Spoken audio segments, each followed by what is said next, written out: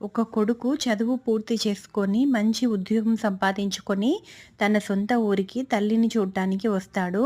అలా వచ్చిన కొడుకు తల్లితో నేనింత బాగా మంచి ఉద్యోగం తెచ్చుకొని బాగా సెటిల్ అయ్యానంటే దీనంతటికీ కారణం నువ్వేనమ్మా. నీకోసం నేనేదైనా చేయాలనుకుంటున్నాను అని అంటాడు. అప్పుడు తల్లి అదేమీ వద్దు నైనా, నువ్వు బాగా సెటిల్ అయ్యావు కదా! అదొక్కటే నాకు సంతోషము. నా బాధ్యత నేను నెరవేర్చాను అంటుంది. కానీ కొడుకు అదేమీ వినకుండా ఏదైనా చెయ్యాలి అంటాడు. అప్పుడు సరేనని చెప్పి తల్లి ఒప్పుకుంటుంది. అప్పుడు ఒప్పుకొని ఒక షరతు పెడుతుంది.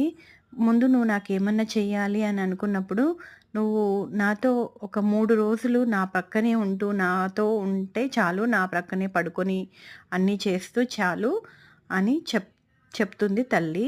సరేనని కొడుకు ఒప్పుకుంటాడు. ఆ విధంగా మొదటి రోజే పడుకుంటారు. ఇద్దరు పడుకునిన తర్వాత ఒక గంట తర్వాత నాకు నీళ్లు కావాలి అని అడుగుతుంది తల్లి.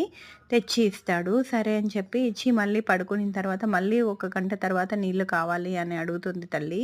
అప్పుడు ఆ నీళ్లు తాగడంలో బెడ్డంతా కొంచెం తడిపేస్తుంది.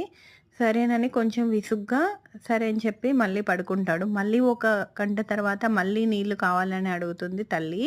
అప్పుడు మళ్ళీ తెచ్చిచ్చిన తర్వాత మళ్ళీ బెడ్ మీదంతా పోసేసుకుంటుంది. ఈ విధంగా 4, 5 సార్లు చేసేవారికి కొడుక్కి చాలా విసుగు పుడుతుంది. అప్పుడు తల్లిని కసురుకుంటాడు.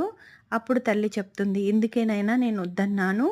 నీ చిన్నతనంలో నువ్వెన్ని సార్లు బెడ్ తడిపినా, ఎన్ని సార్లు మూత్రం పోసినా గూడా నాకు కోపం వచ్చేది కాదు. నేను ఎన్నో సార్లు నీకు మళ్ళీ వాటిని మార్చేదాన్ని. ఇప్పుడు 2, 3 సార్లు నేను నీళ్లు పోసానో లేదో నువ్వు విసుక్కుంటున్నావు. ఇందుకే నేనొద్దని చెప్పాను" అని అప్పుడు తల్లి చెప్తుంది. ఆ మాటలకి కొడుకుకి చాలా బాధ కలుగుతుంది. తన తప్పు ఏమిటో తను తెలుసుకుంటాడు. స్టోరీ నచ్చినట్లయితే లైక్ చేయండి, షేర్ చేయండి, కామెంట్ చేయండి. Thank you.